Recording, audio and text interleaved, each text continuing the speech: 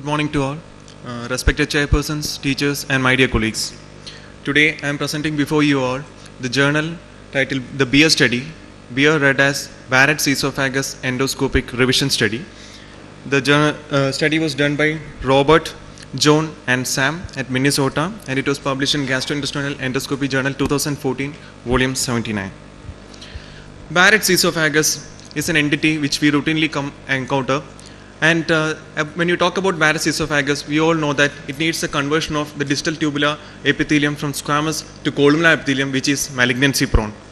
The current recommendation is when you make a diagnosis of Barrett's esophagus, you need an endoscopic diagnosis plus a biopsy confirmation in the form of intestinal metaplasia with proven globulate cell.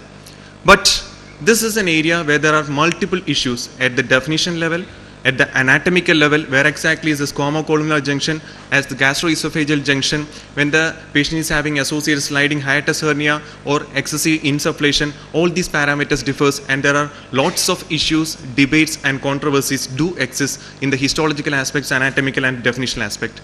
But the understanding of Barrett's esophagus is again important because it's a risk factor for esophageal adenocarcinoma, and as we all know that esophageal adenocarcinoma is on the rise.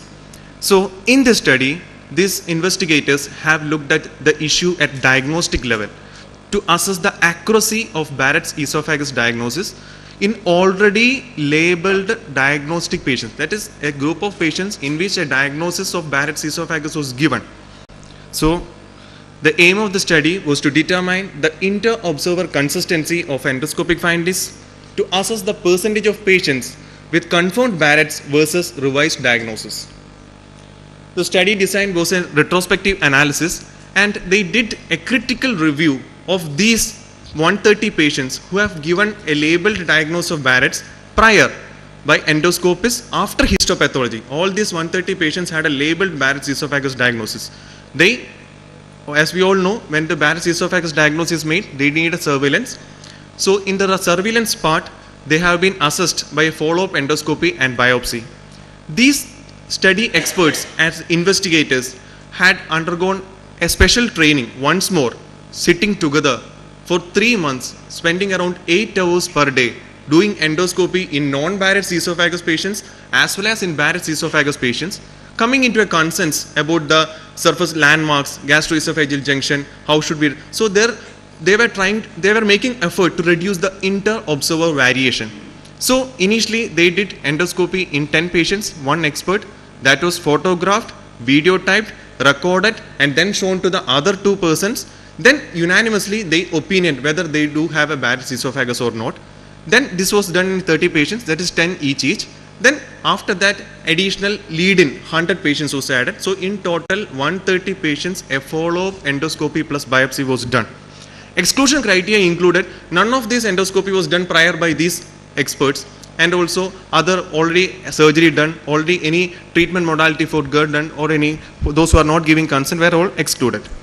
So what they found was total cases were 130. Out of that, 100 were short segment Barrett's esophagus, that is less than 3 cm, and 30 were long segment, and mean age of the 130 was around 57, which was tallying with the world data. Males were 82 and females were 48.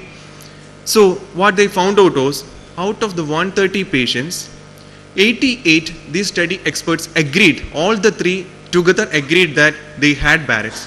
But around 30% of the patients, that is 42 of them, they opinion that they do not have Barrett's. And the split of 42 goes like this. 5 of the patients had no endoscopic appearance, but they had metaplasia. 18 of them had neither endoscopic appearance nor metaplasia. And 19 of them had endoscopic appearance but no histopathology opinion. So 42 was like this. Around 23 is 18 plus 5. 23 of the patients had not even an endoscopic appearance to call it as a Barrett's. So this was the revision data. So this was a patient with earlier labeled as Barrett's esophagus by the white light imaging. The study experts have used actually NBI imaging, and which was not showing Barrett's, and it was nothing but the cardia intestinal metaplasia, which was mislabeled as Barrett's esophagus.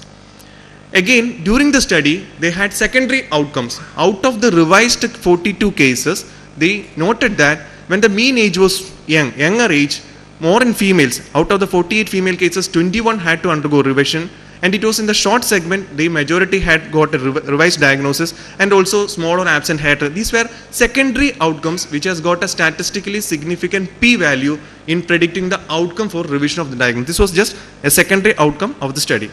So out of 130 patients, 42 did not have original diagnosis, though they were labeled as Barrett's esophagus. Around 30% when the confidence interval was calculated, this extrapolated to a representative sample to the tune of 25% of currently diagnosed Barrett's esophagus would not have had the diagnosis. That was the conclusion. And it was in the short segment Barrett's which was requiring maximum revision of the diagnosis.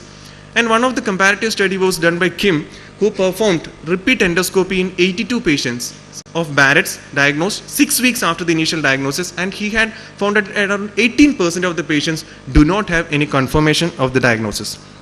So they concluded that the Barrett's esophagus is overdiagnosed in clinical practice, and the important implications in patient care including increased cost, reduced insurability and psychological stress. Along with that, whenever an improper and incorrect and overdiagnosis of Barrett's is made, it is actually creating a dilution. So the true Barrett's esophagus cancer risk is getting underestimated. So this study suggests that the need for better definition of GE junction, a strict accountability for Barrett's esophagus, and an improved endoscopic education before we all make a Barrett's esophagus diagnosis. And some few queries to put analyzing critically this study. First thing I would like to put is why was the original intestinal metaplasia histology not confirmed on the study examination? Initially, all these 130 patients had a confirmed histopathology. Is it really due to the way they take the biopsy? That is, in this they have used the standard biopsy forceps following the Seattle protocol, that is a 4-quadrant biopsy every 2 centimeter that was taken. Is that due to, or suppose if they have taken something like a jumbo biopsy forceps, could have secured more better details? Because we don't have a trial, comparative trials between the standard biopsy forceps or jumbo biopsy forceps which has to be used in diagnosing Barrett. We don't have it. Or is it like the current recommendation is that whenever Barrett's esophagus have a dysplasia document, you have to take 1 centimeter, not 2 centimeter. And again, number of biopsies to be taken. We don't have any studies to quote. And second thing I would like to tell is, why was the initial pathology specimen, it was not reread. Initially they had a documented histopathology at Barrett's that was not reread by the expert pathologist, and though the same protocol was followed. Again, another thing is that all these 130 patients were put on PPI therapy, but the duration is not mentioned in the article. Anyway, does the PPI therapy, can it result some squamous overgrowth obscuring this Barrett's esophagus? Is that possible?